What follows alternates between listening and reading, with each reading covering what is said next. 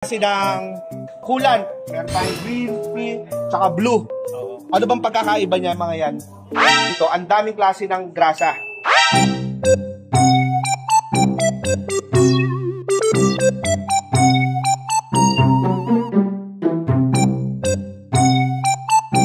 Okay, Lagalag Squad ha. Nandito tayo ngayon sa launching ng Lubrigold at kasama natin syempre ang isang malupit na mekaniko, si Mang Kaloy.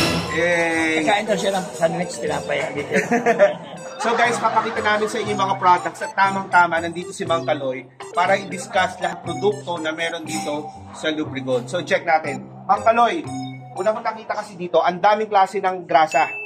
Okay. Yan, meron tayong eto, Golden EP Grease. Meron tayong Lithium Performance Grease. Meron Lithium grease para sa mga bearing, mga halimbawa na mga nabahaan.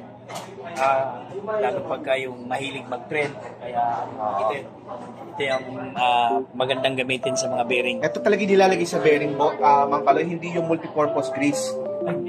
Iba to. So ito guys, pala pang mga bearings, ito yung gagamitin ninyo, no? Lithium grease. Tapos ito naman po, itong Golden EP grease. Ito talaga sa mga yung ihi ng mga motor. Mga ehe, yung mga ganon. Yung mga axle. Kasi pagka 3 years hindi mo magalaw, hindi mo makuha. Okay, sa mga ehe. Sa axle guys, ito daw gagamitin. At saka sa mga caliper, di ba sa caliper may size pwede.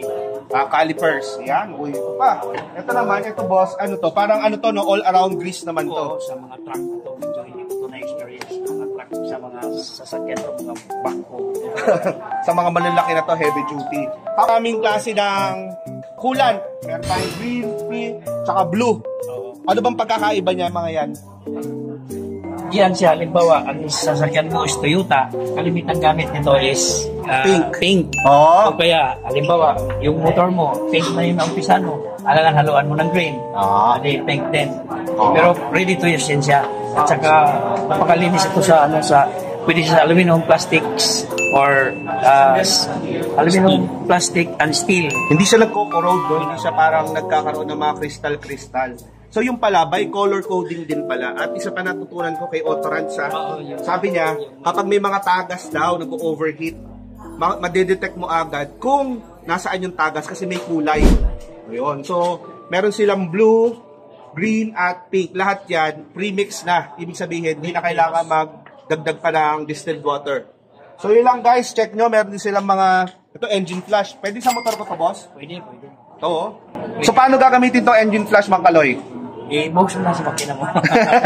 Paano? Okay. Bago ka mag-change yun, nilagay mo muna sa panda rin yan. Ito yata ang engine flash. hindi pa ako nakasubok nito kasi hindi, alam mo naman sa big bike. Pero sa sasakyan, mga diesel, kalamitan may engine flash.